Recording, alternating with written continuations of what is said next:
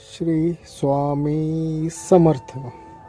स्वामी म्हणतात, बाळा, शेवटी तू आलास माझ्यापर्यंत.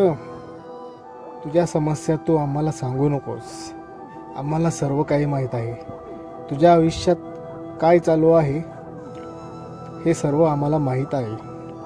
तुझ्या सर्व समस्या आम्हाला माहीत आहेत. अरे बाळ आहेस तो आमचा, घाबरू नकोस. मी सदैव तुझे पाठीशी आहे. मी सदैव तुझे हाक ऐकून तुझ्या मदतीला येतो. घाबरू नकोस. सुखानंतर दुःख आणि दुःखानंतर सुख हे जीवनचक्र चालूच असते. त्यातून कुणाचीही सुटका नसते. मनुष्य जीवनात संघर्ष आलाच, कुणीही त्यातून सुटत नसतो. प्रत्येकाच्या आयुष्यात हा संघर्ष असतोच. प्रत्येकाला स्वतःचा हा संघर्ष करावाच लागतो. प्रत्येकाला त्याच्या वाट्याचे हे भोग भोगावेच लागतात. लक्षात ठेव, प्रत्येकाच्या आयुष्यात संकट येतातच, पण त्या संकटावर मात करत पुढे जायचे असते. तू फक्त चांगल्या निर्मळ मनाने पुढे जात राहा. काही तुला अडचण आली तर मी आहेच ना शेवट. लक्षात ठेव, संकटावर मात करून पुढे जायचे असते. अरे बाळ आहेस तो आमचा. तुझ्यावर होणाऱ्या प्रत्येक अन्यायाला तू स्वतः सामोरं जाणार आहेस. घाबरू नकोस. मी तुझ्या पाठीशी आहे. तू फक्त चांगल्या मनाने लढ बाळा. भिवू नकोस. मी तुझ्या पाठीशी आहे.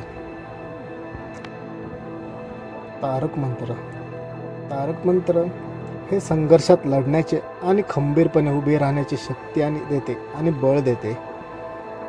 सकाळी उठल्यावर अंघोळ करून हा मंत्र म्हणावा किंवा संध्याकाळी म्हणावा. जर तुम्ही दिवसभर तुमच्या कामात व्यस्त असाल तर सायंकाळी हा मंत्र म्हणावा.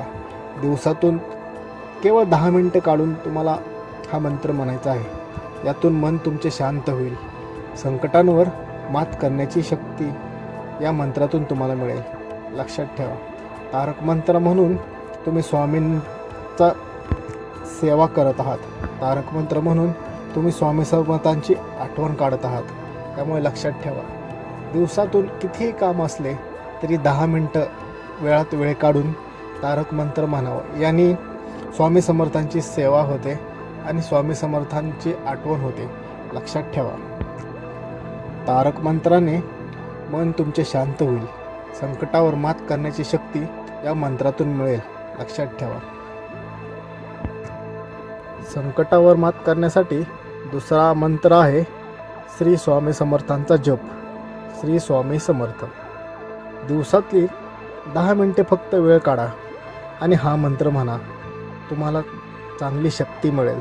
तुला लढण्याची ताकद भेटेल, ऊर्जा मिळेल. तुझ्या आयुष्याला एक चांगला आणि वेगळा मार्ग भेटेल.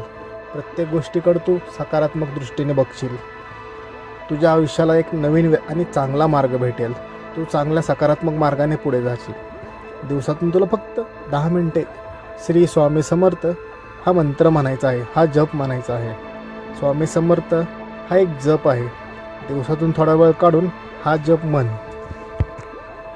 तू हा जप कमीत कमी 108 वेळा म्हण आणि जास्तीत जास्त 1180 वेळा म्हण. लक्षात ठेव, श्री स्वामी समर्थ हा एक जप आहे. हा जप म्हणून तू स्वामी समर्थांची आठवण करत आहेस. आणि लक्षात ठेव बाळा, स्वामी समर्थांची जो चांगल्या मनाने आणि निर्मळ मनाने आठवण काढतो, स्वामी त्याला नेहमीच प्रसन्न होतात. स्वामी त्याला नेहमीच दर्शन देतात. त्यामुळे तुझ्या दिवसातील कितीही व्यस्त असलास तरी 10 मिनिटे काढून स्वामी समर्थ, श्री स्वामी समर्थ हा जप म्हणतो. याने तू स्वामींची सेवा करशील आणि स्वामींचा आठवण करशील.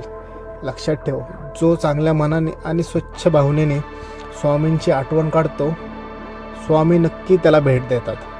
त्यामुळे तुझ्या दिवसातून तू एक 10 मिनिटे काढून श्री स्वामी समर्थ हा जप म्हण. श्री स्वामी समर्थ.